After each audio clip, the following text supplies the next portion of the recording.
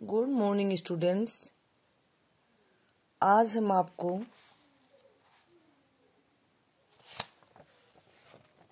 पाठ 15 शिवाजी का न्याय नामक चैप्टर का पेज नंबर 111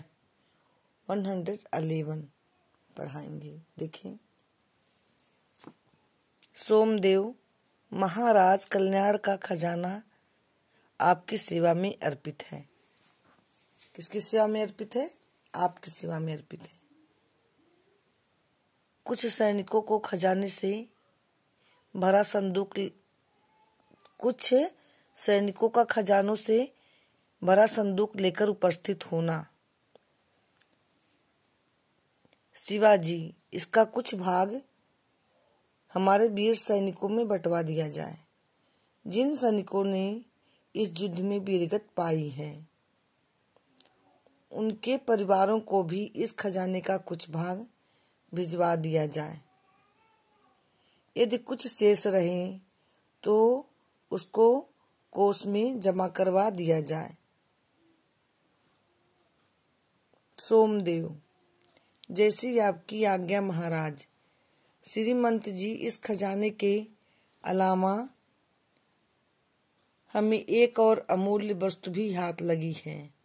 वह अमूल्य भेंट मैं आपको अर्पित करना चाहता हूँ। शिवाजी उत्सुकता से, क्या है वह अमूल्य वस्तु? जरा हम भी देखें तो। सोमदेव के संकेत पर कुछ सैनिक एक पालकी लेकर उपस्थित होते हैं। शिवाजी, इस पालकी में क्या है? सोमदेव, इस पालकी में कल्याण के सूबेदार मुल्ला अहमद की पुत्र वधू है। शहजादी पालकी से बाहर आ जाती है। शिवाजी क्रोधित होती हुई, सोमदेव, तो क्या तुम यही अमूल्य उपहार हमारे लिए लाए हो? तुमने एक स्त्री का अपमान करके हमें भी अपमानित किया है। तुमने तो कहा था कि युद्ध के दौरान हमारे आदेशों का पूरी तरह पालन किया गया था। फिर?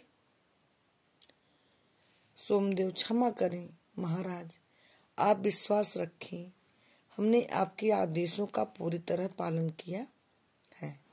हमने किसी मस्जिद को कोई हानि नहीं पहुंचाई, बच्चों और महिलाओं को सुरक्षित रखा और बूढ़े एवं बीमार लोगों को हाथ तक नहीं लगाया।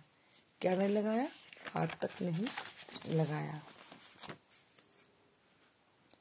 शिवाजी, फिर तुम कैसे भूल गए कि हमारी दृष्टि में पराई स्त्री माँ बहन के समान है?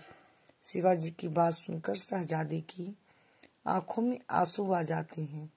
शहजादी की ओर संकेत करते हुए, आप चिंता न करें शहजादी, आप यहाँ पूरी तरह से सुरक्षित हैं। मैं अपने सेनापति द्वारा आपको यहाँ लाए गए जाने के लिए क्षमा याचना करता हूँ। आप सूबेदार साहब के पुत्र वधू हैं तो हमारे भी पुत्र वधू के समान हैं। आपसे प्रार्थना है कि हमारे सेनापति को क्षमा कर दीजिए। शहजादी, श्रीमंत, मैं उम्र में आपसे बहुत छोटी हूँ। आपका मुझसे इस प्रकार का क्षमा मांगना ठीक नहीं। मैं जानती थी कि आप इतने महान हैं। मैंने ख्वाब में भी नहीं सोचा था कि यहाँ मुझसे ऐसा सलूक किया जाएगा। आप धन्य हैं, आप महान हैं। सोमदेव, शहजादी, मुझे क्षमा कर दीजिए, मुझसे बहुत बड़ा अपराध हो गया है। सोमदेव की बात सुनकर शहजादी की आंखों में आंसू बहने लगते हैं। शिवाजी, सेनापति जी, तुम्हें केवल क्षमा मांगने से माफ नहीं किया जा सकता। सोमदेव, श्रीमंत, मेरे इस अपराध के लिए जो भी दंड देंगे मुझे स्वीकार है। हाँ, तुम्हें दंड अवश्य मिलेगा। तुम्हारा दंड यही है कि तुम सूबेदार साहब की पुत्रवधू को पूरे सम्मान एवं आदर के साथ उनके घर तक पहुंचाना होगा।